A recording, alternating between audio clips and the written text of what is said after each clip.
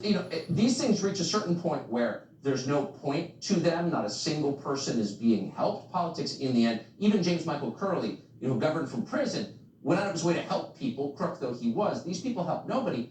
I don't think this can continue. Do you?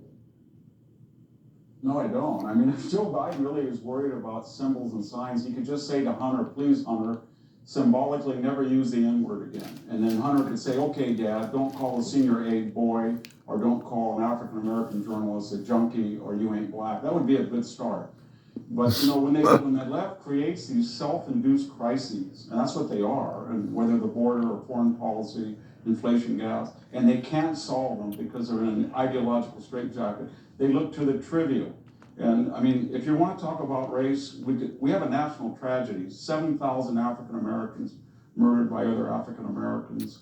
75% illegitimacy rate in the black community. 300,000 black abortions. He doesn't have an answer to that because some of the policies that he embraces help cause that. And so they go over and talk about, a moon landing 50 years ago when the country was 88% white, and why weren't there more blacks there? And so another thing they do is they don't want to talk about class, Tucker, because class is the new barometer of oppression or inequality. And whether you're an African-American tire changer in Bakersfield, or you're a white lathe worker in Dayton, or you're a house painter in Fresno, you're not making it in this inflationary high fuel economy. You can't afford $7 for diesel fuel. And so that's what, we don't really care what Michelle says about oppression from her third mansion in Hawaii, or what LeBron says from his $1 billion contract. Exactly. It's just Will Smith slapping Chris Rock. He goes home to a mansion in the state in Calabasas. It's absolutely irrelevant.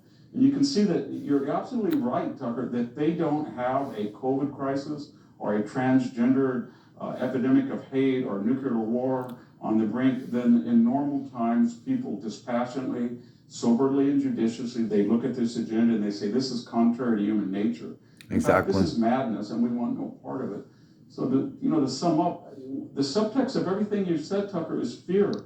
They created a voter locomotive of angry people, and it's coming down the tracks at them in November.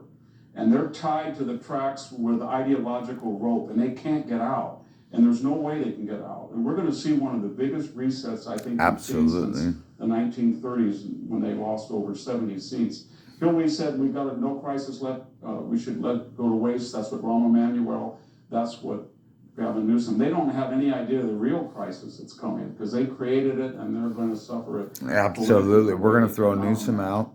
Gascon Newsom out of LA. So we should keep that in mind, because this stuff just gets overwhelming after a while, but it's almost over. Thank God.